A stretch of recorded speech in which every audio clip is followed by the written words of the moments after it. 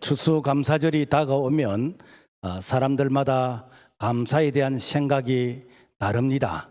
어떤 사람은 감사하라는 말에 부담스러워하는 경우가 있고, 그래서 뭘 감사하지? 뭐 감사할 조건이 있어야 감사하지. 감사는 형편이 좋은 사람들이 하는 것이 아닐까라고 하면서 이 감사에 대해서 의문을 제기합니다. 또 어떤 사람은 감사는 종교적인 절기이니 매년 적당하게 내가 기부금 내듯이 부담 없이 감사에 참여하면 되겠지라고 생각하는 사람들이 있습니다. 그런가 하면은 정말로 감동적인 감사를 하는 분이 있습니다. 오늘 읽었던 하박국 3장 17절 18절 비록 무화과 나무가 무성치 못하며 포도나무에 열매가 없으며 감람나무에 소출이 없으며 밭에 식물이 없으며 우리의 양이 없으며 외양간에 소가 없을지라도 나의 구원의 하나님을 인하여 기뻐하리로다. 구원을 신 여호와로 인해서 내가 믿음으로 감사하는 자가 가장 수준 있는 바로 감사이다라는 것입니다. 그래서 감사에도 수준이 있습니다. 약 한 3가지 수준이 있는데 나는 어느 수준에 해당이 되지는지 우리 자신을 한번 돌아보면서 결단하는 기회가 되기를 바랍니다. 첫째, 조건 때문에 감사하는 자예요. 감사의 조건, 그 이유를 따지는 자입니다. 뭐 농부가 농사를 잘 지었기 때문에, 또 사업가가 또 사업이 잘 되었기 때문에, 뭐 장사하는 사람이 장사가 잘 되었기 때문에, 또 수능 시험을 잘 쳤기 때문에, 또 내가 건강하기 때문에, 그래서 이런저런 어떤 그 조건의 자기 만족에 따라서 감사를 한다는 것입니다. 다른 말로 하면은 그 조건이 충족되지 않으면은 나는 감사를 하지 못하겠다라는 그런 의미도 되는 것입니다. 이런 자는 교회에서도 조건 때문에 섬기고 봉사합니다. 내가 그래도 교회에서 내가 교사인데, 내가 부장인데, 내가 집사인데, 내가 권사인데, 장로인데 체면 때문에 내가 이 정도는 해야지 라는 것이 무엇인가? 조건 때문에 섬기는 것입니다. 또 이런 자는 어떤 목표가 있기 때문에, 그래서 그 목표를 이루기 위해서 기도합니다. 그래서 병 고침을 위해서 금식 기도하고, 사업 성공을 위해서 작정 기도하고, 그리고 입시를 위해서 그래서 어떤 목표를 정해놓고 기도하는데, 그런데 내가 원하는 목표가 그 유효 기간이 끝나면은 기도도 끝나버리는, 이제 수능이 끝났기 때문에 아마 새벽 기도도 끝내는 사람들이 아니었을까라는 이런 염려를 해봅니다. 실제로 예수님을 따르는 많은 무리들 중에는 조건 때문에 예수님을 따른 자가 많습니다. 병 고침을 받기 위해서, 내가 빵 문제를 해결하기 위해서, 그리고 우리 가정의 어떤 어려운 문제를 해결하기 위해서, 그래서 이런 자들이 다 예수님을 통해서 병 고침 받고 배고픔이 해결되어지고 귀신이 떠나게 되어지는 이러한 체험을 하게 되었습니다. 그러나 예수님께서 빌라도 뜰에서 고문을 당하시고 로마 군인에게 채찍을 맞으시면서 고난 당하실 때 이 무리들은 갈등을 겪었습니다. 그러면서 내가 예수님을 아는 척하면은 나도 저렇게 될지 모른다라는 그런 두려움 가운데서 예수님을 떠나게 되어집니다.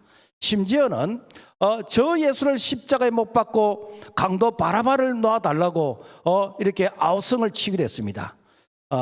이런 사람은 더 이상 내가 예수를 따라야 될 그 이유, 필요성을 느끼지 못했다는 것입니다. 그러니까 신앙생활을 어떤 조건, 어떤 협상 때문에 하는 것입니다. 이때 예수님께서 제자들에게 물었습니다. 너희들도 떠나가려느냐라고 이렇게 물었을 때 요한복음 6장 18절 베드로가 이렇게 대답합니다. 주여, 영생의 말씀이 주께 있사오니 우리가 누구에게로 가오리까? 우리가 예수님을 떠나지 않으려면은, 우리가 신앙에서 떠나지 않으려면은 우리가 어떤 조건 때문에 붙어 있는 것이 아니고 철저하게 예수 중심, 철저하게 말씀 중심의 그 신앙만이 떨어지지 아니하고 붙어 있는, 끝까지 완주하는 그런 믿음의 사람이 될 줄로 믿습니다. 그리고 두 번째는 뭐뭐로 인하여 감사하는 자입니다. 하박국 3장 18절 나는 여호와로 인하여 즐거워하며 나의 구원의 하나님을 인하여 기뻐하리라. 골도서 9장 15절 말씀 보면은 말할 수 없는 그의 은사로 말미암아, 옛날 성경에는 말할 수 없는 그의 은사로 인하여 하나님께 감사하노라. 이런 사람은 내가 은혜로 인해서, 성령 충만으로 인해서, 말씀 충만으로 인해서 그래서 내가 교회를 섬기고 내가 봉사하고 그리고 내가 수고를 감당한다는 것입니다. 반대로 은혜가 떨어지면은 낙심하고 시험에 들고 원망하고 불평합니다. 그 신앙에 오르막이 있고 내리막이 있고 굴곡이 심한 이런 사람들, 이런 사람들은 옛날에 내가 은혜 받았다, 내가 옛날에 열심히 했다, 내가 옛날에는 그야말로 정말 이렇게 열심히 했다면서 늘 옛날을 우려먹고 있습니다. 그러면서 지금은 시험에 들어 있습니다. 이게 왜 그런가? 이것이 내가 그 은혜로 인해서 봉사하다가 은혜 관리가 안 되면은 그야말로 시험에 들고 낙심하게 된다는 것입니다. 엘리야가 그랬어요. 엘리야는 갈멜산에서 바알 선지자, 아세라 선지자 850명과 싸워서 승리한 자입니다. 그래서 엘리야는 그야말로 어떤 장애물이든지 두렵지 않는 그런 자였습니다. 오늘날에는 불같은 성령을 이렇게 체험하고 이 성령의 불을 통해서 그래서 악한 영과 싸워서 승리한 자입니다. 기도의 능력을 경험한 자입니다. 실제로 엘리야는 우리와 똑같은 이런 사람인데 3년 6개월 동안 비가 오지 않는 땅에서 하늘을 향해서 비가 오도록 이렇게 기도했을 때 비가 내리게 되어지는 그런 기도의 능력자 사명자입니다. 그렇지만은 이세벨이 엘리야를 죽이려고 하니까 낙심합니다. 그래서 로뎀 나무 아래에 앉아서 차라리 내 생명을 거두어 가달라고 하나님 앞에 죽기로 이렇게 결단합니다. 이런 자는 은혜 충만하면은 내가 뭐든지 물불을 가리지 않지만은 은혜가 떨어지면은 죽고 싶다. 낙심하는 자. 이것이 뭐뭐로 인하여 내가 이렇게 감사하는 자, 신앙생활하는 자입니다. 요나도 마찬가지입니다. 하나님이 요나에게 일어나 저 큰 성읍 니느웨로 가서 회개의 말씀을 선포하고 사명을 주셨습니다. 요나가 배를 타고 다시스로 도망가다가 큰 풍랑을 만났어. 그래서 배에서 던짐을 받고 큰 물고기 뱃속에서 들어가서 그야말로 3일 동안 그 죽는 고생을 하다가 기적적으로 살아난 자가 요나입니다. 지금 말하면 소위 말해서 이 죽음의 위기에서 살아나는 그런 체험적인 신앙을 가진 자가 요나입니다. 그 요나가 니느웨로 가서 회개의 복음을 전했는데 좌우를 분辨치 못하는 12만 명이 회개하고 구원을 받습니다. 여러분 얼마나 감동이고 감격적입니까? 내가 가서 복음을 전했는데 12만 명이 여러분 구원받았다니까. 12만 명이 하나님께로 돌아왔다니까. 그런데 요나는 시험에 들어서 하나님께 불만을 토로합니다. 내 생명을 거두어 가달라는 것입니다. 사는 것보다 죽는 것이 더 낫겠다는 것입니다. 그 이유가 무엇인가? 자기가 싫어하는 민족이 구원을 받고 자기가 싫어하는 사람이 복을 받는 것이 그야말로 시기 질투, 내가 이렇게 배가 아프다는 것입니다.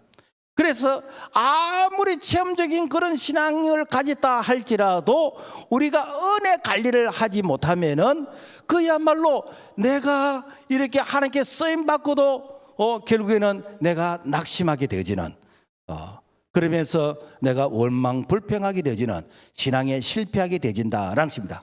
사울왕도 그랬습니다. 처음에는 사울왕이 왕으로 부름받을 때 겸손하여서 그래서 짐 보따리 사이에 숨기도 했습니다. 그리고 베냐민 지파의 가장 미약한 자라고 겸손했습니다. 하나님은 이런 겸손한 자를 불러서 기름을 부어 왕으로 세웠습니다. 그러나 왕이 된 이후에 이 어렵고 힘들 때 하나님 앞에서 기도의 무릎으로 엎드리는 것이 아니라 이 무당을 찾아가서 신재판자를 찾아가서 그래서 무당의 도움을 구하는 그런 자가 이 사울왕이었어요.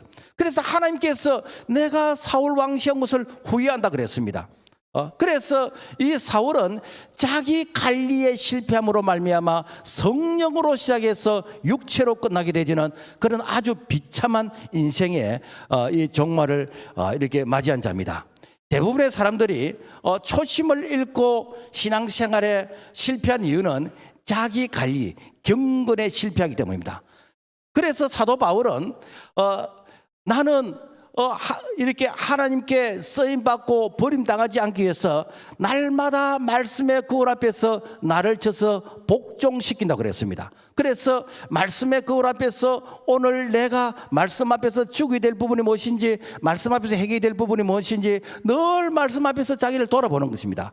그러면서 이렇게 이 경건의 훈련을 해요. 디모데서 4장 8절 육체의 연단은 약간의 유익이 있으나 경건은 범사에 유익하니 금생과 내생에 약속이 있느니라. 그래서 뭐뭐로 인하여 감사하는 자가 성공하기 위해서는 끊임없이 경건의 훈련, 끊임없이 이 경건의 연습을 해야만이 그 은혜를 유지할 수 있는 것이고 끝까지 내가 완주할 수 있다라는 것입니다. 자, 셋째로 그럼에도 불구하고 감사하는 자입니다. 오늘 본문의 하박국 선지자는 세상적으로 감사할 조건이 전혀 없습니다. 왜냐하면 하나님의 택한 이 유다 백성이 하나님의 심판을 통해서 이제는 유다보다도 더 악한 바벨론이라는 이방 나라를 통해서 유다 나라가 이제 침략을 당하게 됩니다.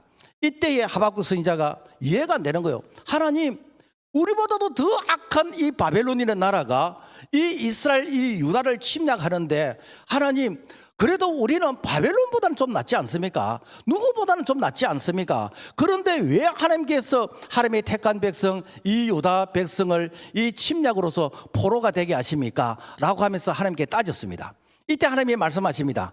유다가 회개하지 않음으로 말미암아 이 유다의 죄는 바벨론 나라를 통해서 심판을 하겠고, 바벨론 나라는 유다를 침략한 그 죄로 인해서 내가 심판하겠다. 다른 말로 하면 하나님의 공의는 반드시 심판한다. 그렇지만 회개하면 긍휼과 자비를 베풀어 주신다라는 것입니다. 그래서 이 유다 백성이 바벨론 포로 70년 동안 그들이 바벨론 강가에서 회개했을 때에 하나님이 다시 회복시켜 주셨거든요. 이것이 무엇인가? 바로 의인은 믿음으로 사는 것이구나. 그래서 믿음의 가치, 믿음의 의미를 하박국 선지자가 깨닫게 되었습니다. 그래서 고백을 합니다. 하박국 3장 17절과 18절 말씀 보면은 비록 무화과나무가 무성치 못하며 포도나무에 열매가 없으며 감람나무에 소출이 없으며 밭에 식물이 없으며 우리의 양이 없으며 외양간에 소가 없을지라도 나의 구원의 하나님을 인하여 기뻐하리라. 정말로 수준이 있는 감사는 내가 뭐 때문에 하는 것이 아니고 뭐로 인해서 하는 것이 아니고 내가 믿음으로 하는, 그럼에도 불구하고 감사는 이 감사가 가장 수준 있는 감사인 줄로 믿습니다. 그래서 농부가 이 농사가 흉년임에도 불구하고 이 사업가가 사업에 실패했음에도 불구하고 내가 건강이 좋지 않음에도 불구하고 내가 시험 성적이 원하는 성적이 나오지 않았다 할지라도 내가 그럼에도 불구하고 감사하는 것입니다. 왜 그런가? 여러분요, 하나님의 자녀는 하나님의 허락 없이는 참새 한 마리도 떨어지지 않는다 그랬습니다. 우리 머리털까지 다 세신받아야 된다고 했습니다. 그래서 하나님의 자녀에게 실패라는 것은 잠시 우리의 느낌이지 우리의 인생의 실패는 없어요. 우리가 요즘 저녁에 다니엘 20일 그 기도회에 많은 강사들을 통해서 참 많은 은혜를 받고 그리고 우리의 고민을 그분들이 대신 먼저 걸어가면서 해결했던 이런 요소들이 참 많이 있습니다. 뭔가 하면은 아니 내가 하나님의 자녀인데 내가 예수를 믿는데 내가 이렇게 교회를 다니는데 그런데 왜 나에게 실패가 있지? 왜 나에게 어려움이 있지? 왜 나에게 이 문제가 해결되지 않지? 여러분요, 우리는 일반적으로 행동하는 것을 원합니다. 행동한 것을 하나님의 섭리와 뜻이라고 생각합니다. 오늘 우리가 설교 전에 한 청년의 그 간증을 우리가 잠시 들었습니다만은 그 청년이 이런 말을 하잖아요. 만약에 우리 할머니가 잘 살고 만약에 이렇게 생활에 어려움이 없었다 그러면은 나는 공부하지 않고 어쩌면은 삐뚤어진 길로 갔을지도 모른다. 그런데 공부 외에는 대안이 없기 때문에 나는 죽기 살기로 나는 공부했다. 그런 얘기 하잖아요. 여러분, 오늘 우리가 이렇게 어려움을 당하는 것은 이것은 어려움 그 자체가 목적이 아니라 그 어려움 속에 하나님의 깊은 섭리와 뜻이 있다는 거예요. 내가 실패했기 때문에 내가 도전하기 위해서 내가 기도하게 되는 것이고, 가난하기 때문에 내가 겸손하게 되는 것이고, 건강하지 않기 때문에 하나님을 찾게 되는 것입니다. 그래서 내가 이렇게 2% 부족하고 내가 부족한 그것 때문에 결국 지나가 보니까 이게 성공이었는데, 그 과정은 하나님이 나를 정금같이 연단시키는 바로 그런 과정이었다라는 것입니다. 그래서 시편 119편 71절의 말씀 보면은 고난 당한 것이 내게 유익이라, 이로 말미암아 내가 주의 율례를 배우게 된다. 고난이 없었다면은 내가 하나님의 깊은 섭리를 깨닫지를 못하는 것이요. 그래서 고난을 통해서 하나님의 깊은 그 섭리를 깨달는 것입니다. 그게 나중에 지나고 보니까 내가 세상에 이 타락한 길로 가지 않고 내가 하나님 앞에서 믿음으로 이렇게 살려고 이렇게 결단하면서 내가 좌우로나 오르나 기울지 않고 정도로 걸어갈 수 있던 그 비결이 무엇인가? 내게 실패가 보약이었다는 거예요. 내게 고난이 보약이었다는 거예요. 오늘 이 깊은 하나님의 섭리와 뜻을 알게 되어지면은 우리는 그럼에도 불구하고 우리가 하나님께 감사하는 자가 될 줄 믿습니다. 다니엘이 그랬어요. 바벨론의 느부갓네살 왕이 큰 금신상을 만들어 놓고 모든 백성들은 그 앞에서 엎드려 절을 하라라고 명령을 했습니다. 만약에 절하지 않으면 뜨거운 풀무불 쇠를 녹이는 그런 이 용광도 속에 집어넣겠다고 위협을 합니다. 이때 다니엘과 세 친구 사드락 메삭 아벳느고는 절대로 우리는 10계명 1계명 2계명 하나님 외에 다른 신을 섬기지 않겠다라는 이 말씀에 근거해서 단호하게 거절을 합니다. 그래서 다니엘 3장 17절과 18절 말씀 보면은 왕이여, 우리가 섬기는 하나님이 계시다면 우리를 맹렬히 타는 풀무불 가운데서 능히 건져내시겠고 왕의 손에서도 건져내시리다. 그렇게 하지 아니하실지라도 왕이 세우신 금신상에게 절하지 아니할 줄을 아옵소서. 이건 무엇인가? 우리가 이렇게 이 금신상에 절하지 않는 것은, 이것은 하나님의 말씀에 근거해서 우리가 결단하는 것인데, 반드시 하나님께서 우리를 건져내신다. 건져내시지 아니한다 할지라도 우리는 절대로 절하지 않겠다. 이것이 무엇인가? 그럼에도 불구하고 이렇게 우리가 하나님 앞에서 믿음의 결단한 거 아닙니까? 실제로 그러면은 다니엘이 이 풀무불 속에 들어가서 타져 죽었습니까? 사자굴 속에 들어가서 사자밥이 되었습니까? 아닙니다. 하나님의 살아계심을 보여주셨어요. 그래서 다니엘은 그 이방 나라에서 정권이 4번이나 바뀜에도 불구하고 이 총리로서 자리를 유지할 수 있던 것, 이것이 무엇인가? 그럼에도 불구하고 내가 믿음을 지켰던 바로 결과이다라는 것입니다. 우리가 성경에 요셉이라는 인물도 마찬가지입니다. 요셉을 치면은요, 오늘날 내가 왕따를 당했다, 내가 상처가 많다, 이런저런 얘기를 많이 하는데, 여러분요, 요셉만큼 고난을 많이 당한 자가 여러분 우리 주변에 또 있을까?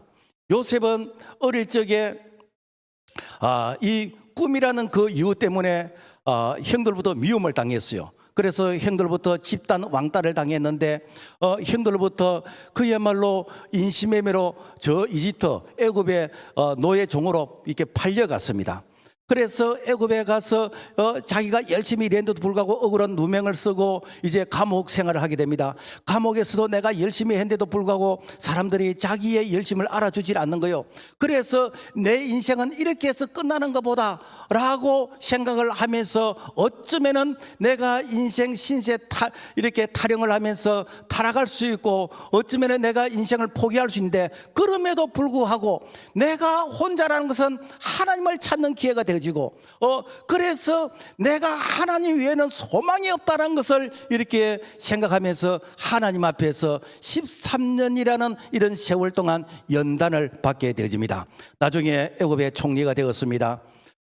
이제 7년 이 풍년과 7년 흉년 가운데서 7년 흉년에 들을 때 이스라엘에 있던 요셉의 그 형제들이 양식을 이제 구하기 위해서 애굽으로 옵니다. 그 와서 딱 보니까 와, 자기 이렇게 형제들이라.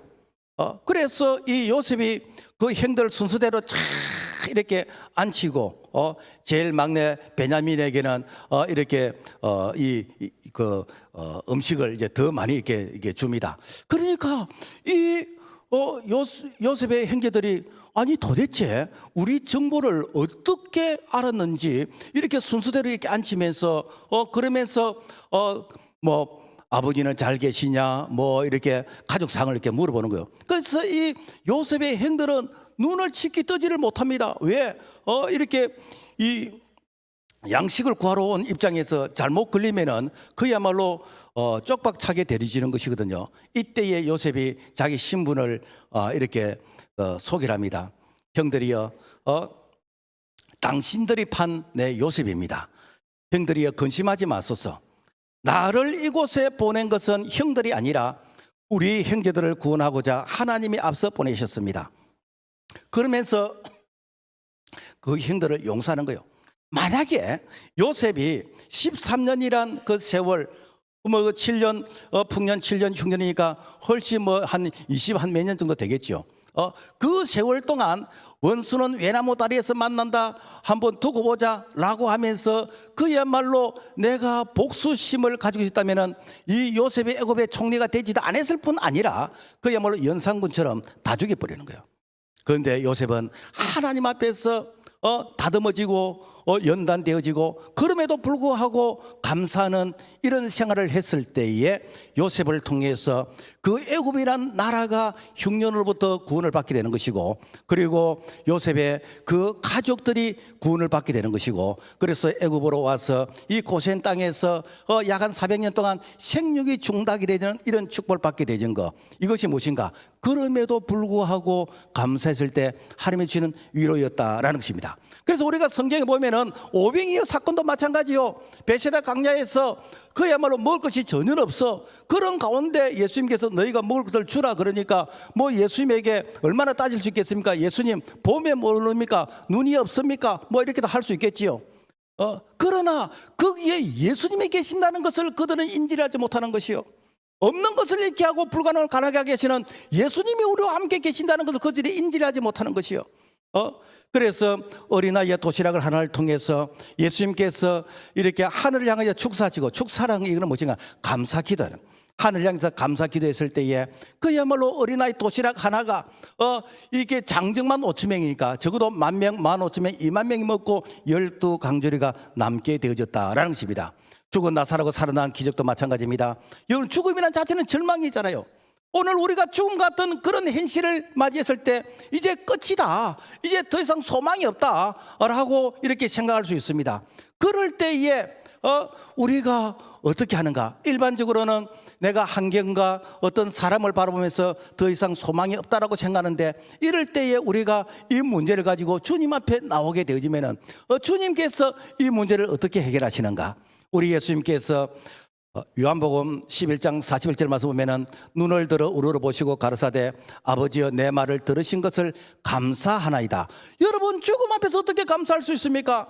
그러나 감사했을 때에 나사로야 이름을 부를 때에 나사로가 수족을 동인 채 일어나 걸어나게 되어지더라는 거예요. 이것이 무엇인가? 오늘 이 시대에도 우리가 절망과 어떤 그야말로 불가능한 그런 입장이라 할지라도 부활하신 예수님, 그 예수님이 나와 함께 계신다는 것을 믿고 그분 앞에 문제를 가지고 나올 때에 그분께서 내 이름을 불러주시면은 지금도 일어나는 역사가 일어난 줄로 믿습니다. 바울과 실라가 이게 감옥에 갇혔을 때도 마찬가지입니다. 뭐 바울과 실라가 죄를 지어서 감옥에 갇힌 게 아니잖아요. 복음 전하다가 감옥에 갇혔잖아요. 좋은 일 하다가 감옥에 갇혔잖아요. 그러면은 이 바울과 실라가 이렇게 하나님께 원망할 수 있습니다. 하나님, 내가 도둑질한 것도 아니고 내가 좋은 일 하는데 왜 내게 이런 일이 생깁니까? 하나님 정말 나와 함께 계십니까? 그렇게 따질 수도 있습니다. 그러나 그 지하 감옥에서 이렇게 하나님을 참여했을 때 옥문이 열려지는 것이요. 오늘날도 마찬가지입니다.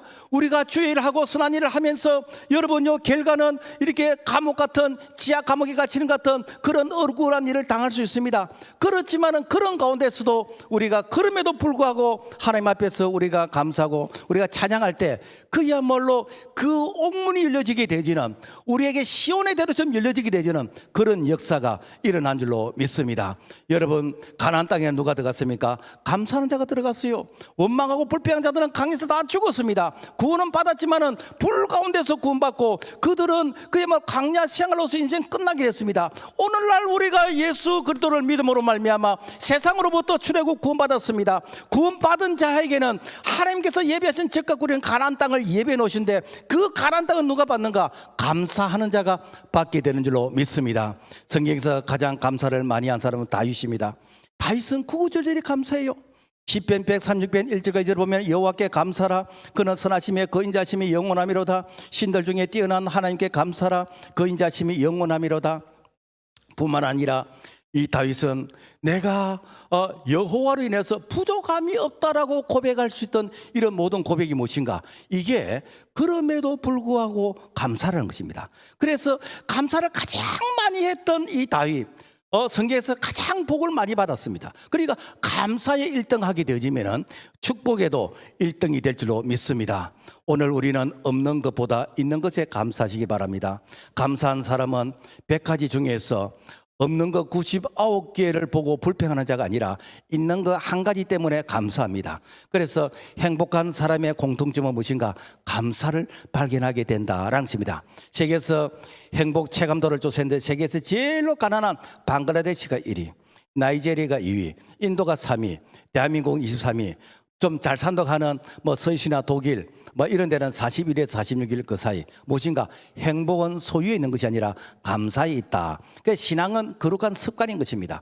그래서 우리가 이렇게 추수감사절을 통해서 다시 한번 잊었던 감사를 회복하고, 그래서 감사의 그런 습관을 우리가 회복해 가게 될 때 내가 있는 가정이 작은 천국이 되어지고, 교회가 이렇게 그야말로 이 땅에서 경험할 수 있는 천국의 공동체가 될 줄로 믿습니다. 시편 50편 23절, 감사로 제사를 드린 자가 나를 영원롭게 하리니 그 행위를 옳게 하는 자에게 내가 하나님의 구원을 보리라. 그래서 이 감사로 제사를 드린 자, 이 감사로 하나님께 예배를 드린 자, 이 감사로 신앙의 고백을 드리는 자, 이런 자들은 우리 하나님께서 모든 삶의 영역에서 건져주시는 그런 은혜가 임한 줄로 믿습니다. 말씀을 맺겠습니다.